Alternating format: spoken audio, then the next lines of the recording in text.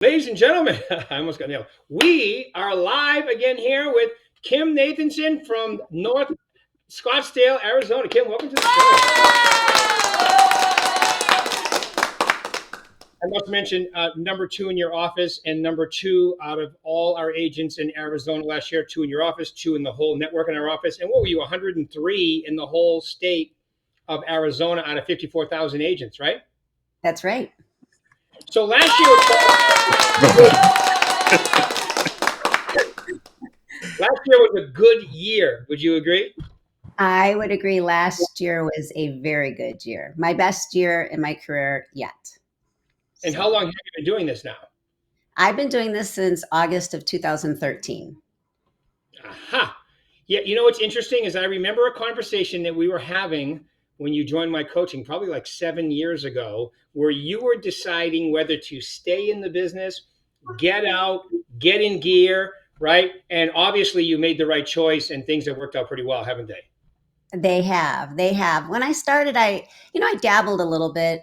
I always wanted to get into real estate and I got into it and I just did a little bit of investor selling and things like that. And I really didn't jump in with both feet um, and then I got a coach in 2014 and then I started to, try to kick it into gear.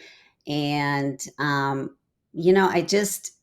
just over the last few years, really, probably since you and I have started coaching, really have just ramped it up and decided, yep, this is exactly what I want to do. This is where I should be. And I absolutely love it.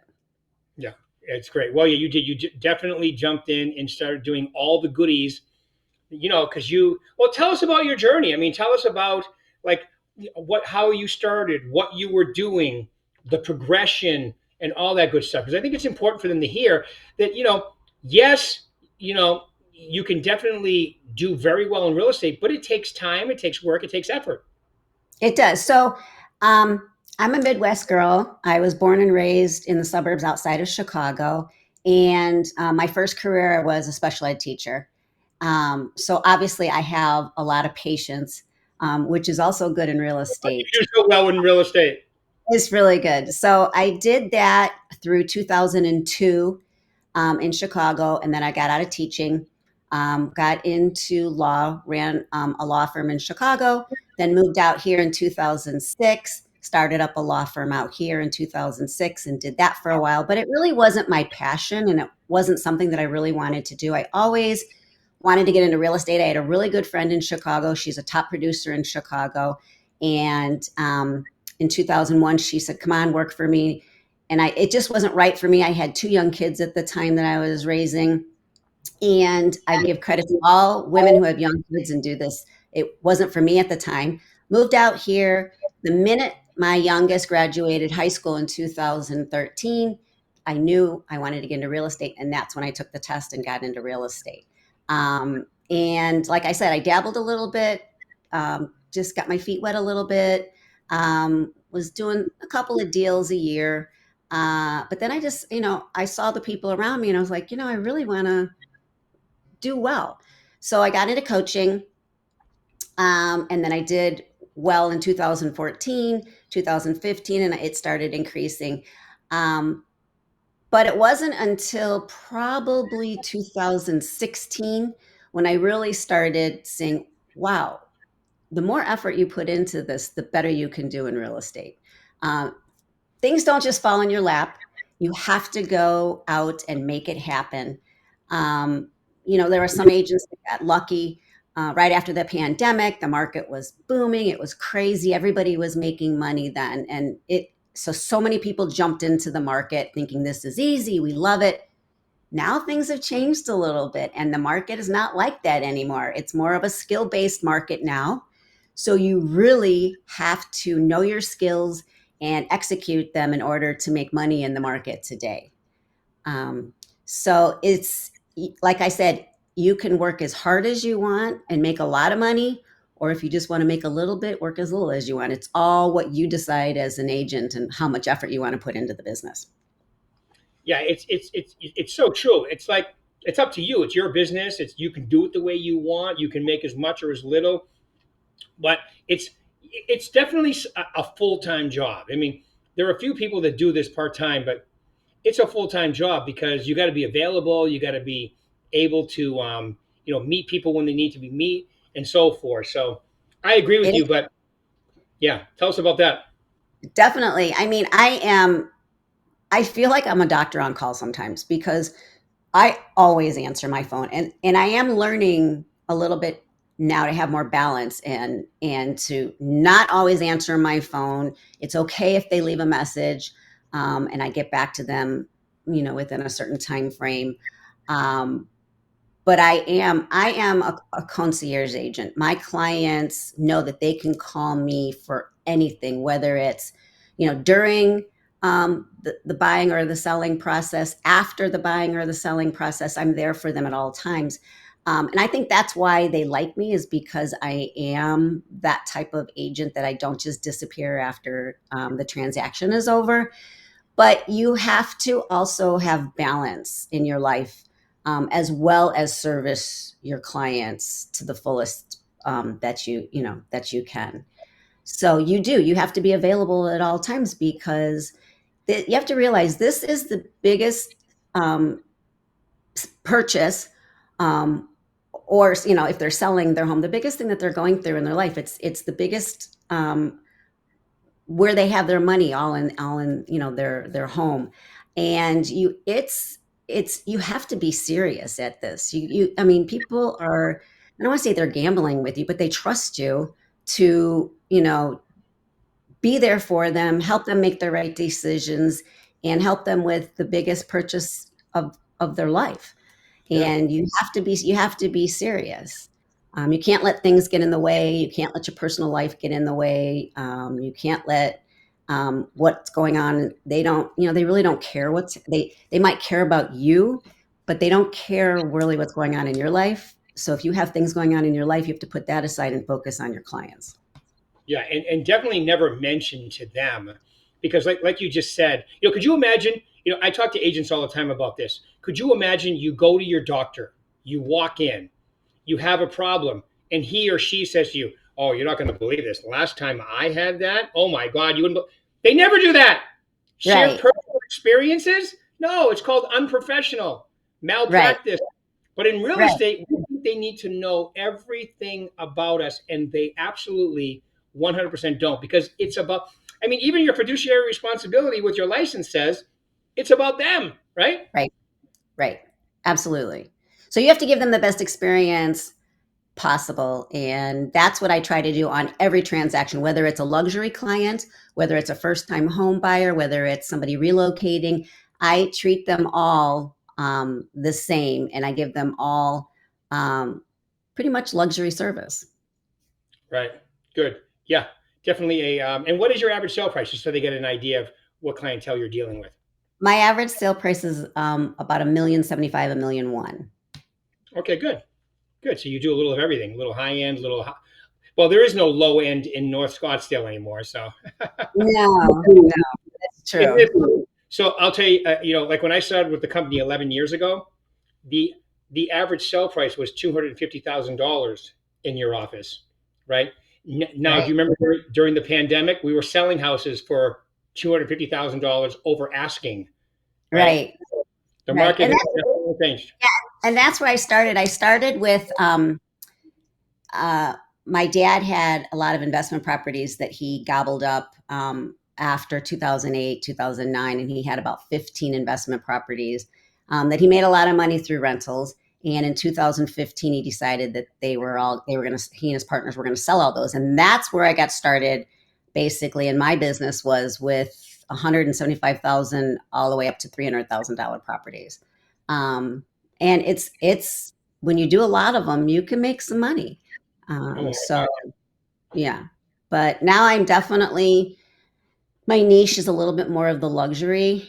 I'm a professional property stager, so I call it, I set the stage to sell the home. Every home has a story, and I showcase the home and tell the lifestyle that every home represents, whether it is a $550,000 home or a $4 million home. I give the same service. I stage it, pictures, videos, I go above and beyond, magazine ads, talk digital ads. So I try to give the same service even to my clients that are selling homes, more affordable homes. Excellent. Yes, you are awesome. Oh, so I love this question, by the way.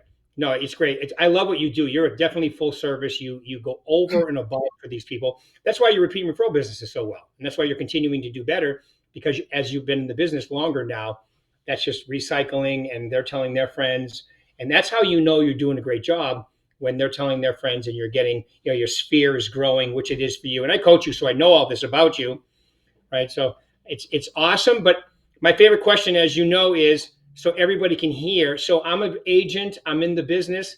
I want to take it to the next level. What's the three most important things you would tell them to focus on? Well, I would say definitely get a coach.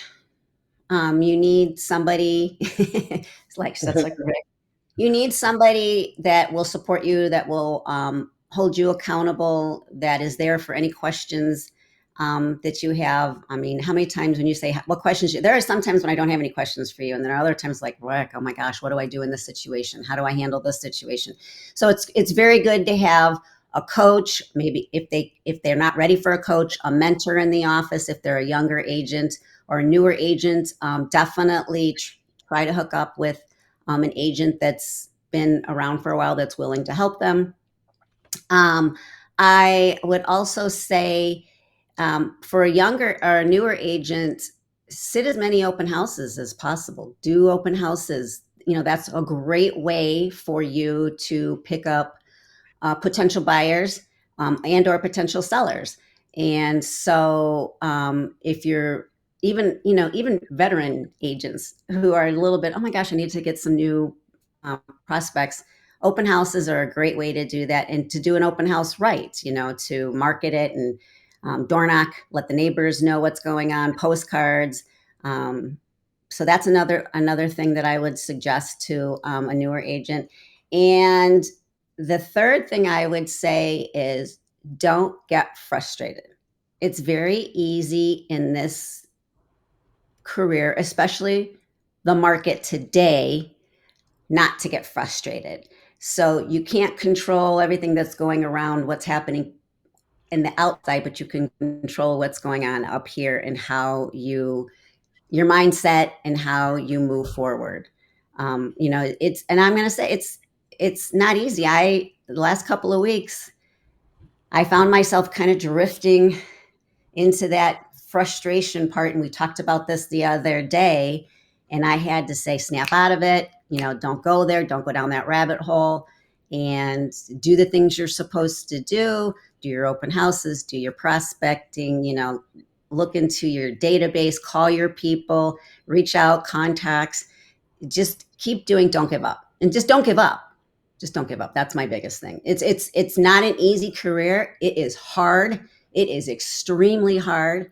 But the more you put into it, the more you get out of it. Right, and it's very rewarding when you're Very doing rewarding. well. Yeah, I think so. And Very. I've seen you go through that. And you know, the other thing is we didn't mention is I know that you have a strict workout schedule too. That also is very helpful to your mindset, isn't it? It is. It is. And it is such a, for me, it is a stress reliever. And I get up every morning. I have three dogs. Don't judge. I'm a little crazy with the dogs, but I have three dogs. I get up Better than early in three the, cats. yeah, that's true. I get up early. It's hot here in Arizona in the summer. I'm walking the dogs no later than 6 o'clock in the morning. That gets me going. So I get, my mind, I do a lot of thinking on my walk. I usually do about a 2 mile walk with the dogs, come back. Um, I have a Peloton treadmill and a bike and weights in my room. I have a room there, and I start doing that. And then typically I'm ready to go by 9 o'clock in the morning on good days, if I get up and get going and all of that. And I'm ready, and I don't have to worry about, oh my gosh, I didn't work out today. It sets me up for my day. Right. Yeah, it definitely helps you in the because let's face it, if you're going to be great at real estate, you need energy, you need enthusiasm. I don't know how some of these people are so successful that don't have a good workout schedule and a good diet because it really screws with your emotions, right? So It it does. It does. it actually that hour or hour and a half a day to have the rest of the day go incredible, including your sleep and everything, to me is an easy trade off, isn't it? It is. And you just mentioned sleep. I go to bed before 10 o'clock. Sometimes I'm in bed by 9:30, sometimes 9 o'clock, depending on what my day was like. Lately, it seems to be a lot because it's just so hot and I'm drained by the end of the day. And I get up by 5 o'clock. And so, you get up and get going. Don't sleep. Why waste your day away? Get up, get going, get your things done. And if you're really productive, you're done by 1 o'clock, 2 o'clock in the afternoon, and you can Yeah. have time to yourself. I like to golf. So, to maybe go out for a round of golf in the afternoon, or, come back and read a book, or I'm learning more. I had a really tough year last year. I'm learning more to have more balance in my life. That's another thing I would throw out there. You have to have balance. It can't be all work. You'll get burnt out. So finding balance is really important, and I did that, and It's actually helped me in my career to finding more balance in my life. Right. And when you say tough year, you're talking about while you are having an incredible year business wise, you are having a very tough year personally, and you were able to do that because of your work ethic.